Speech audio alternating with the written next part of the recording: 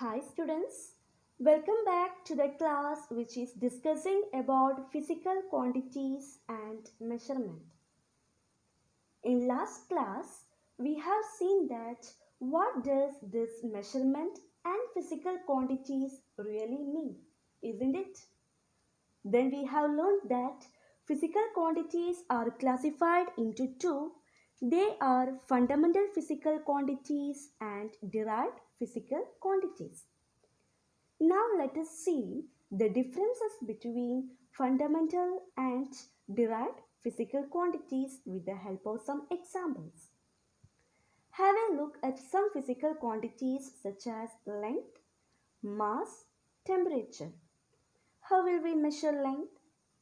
Yes, we can measure the length with the help of a ruler or measuring tape. Like that, we can measure mass with the help of a physical balance or electronic weighing machine. Now, how we used to measure our body temperature? Yes, it is with the help of thermometer.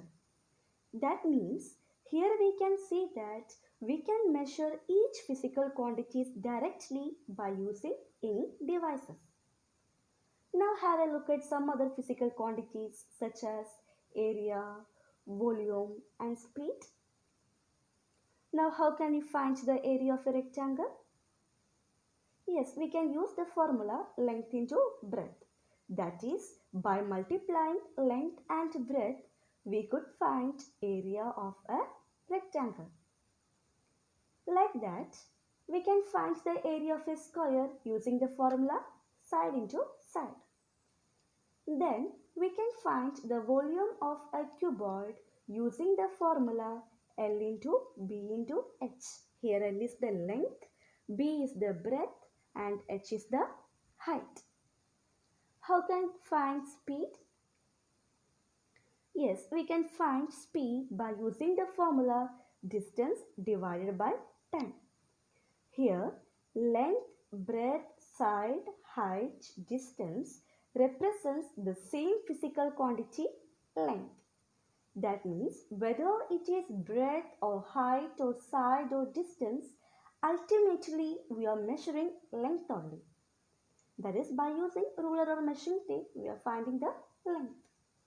So, the specialty of physical quantities such as area, volume and speed is that we can find it only by using one or more physical quantities. That is, for finding area of rectangle, we use the formula length into breadth. We will be measuring length and breadth using the ruler or measuring tape. And breadth means we are measuring the length of short side of the rectangle.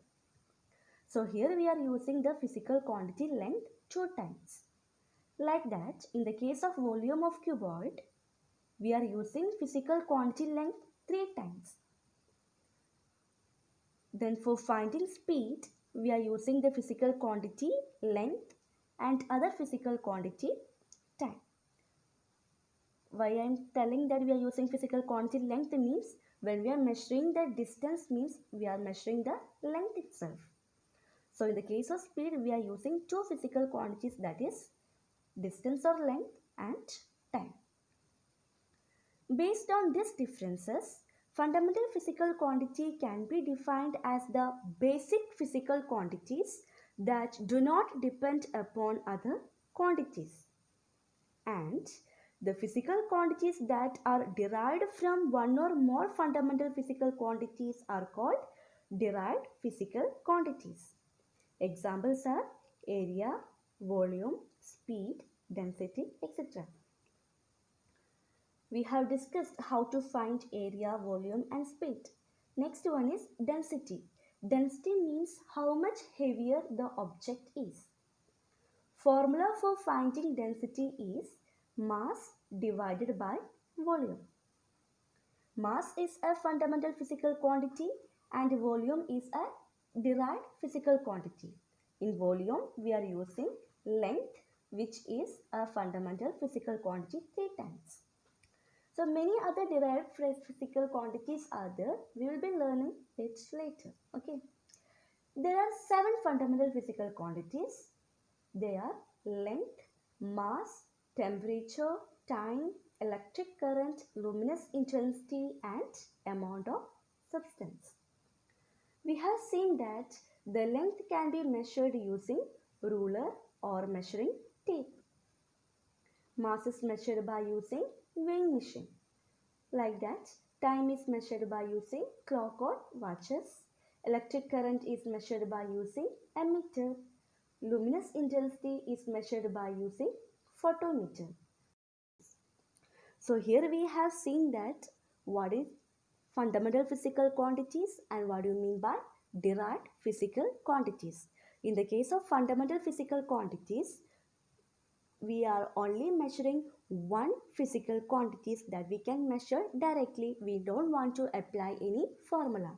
But the derived physical quantity, that is we are deriving from the other physical quantities. It can be fundamental physical quantity or it can be derived physical quantity. But in the case of derived physical quantity, always there will be more than one physical quantities, or the same physical quantity itself will be repeating more than one time. Okay, so that's all what we are discussing today. So go through the textbook and go through the video and understand the topic. Thank you.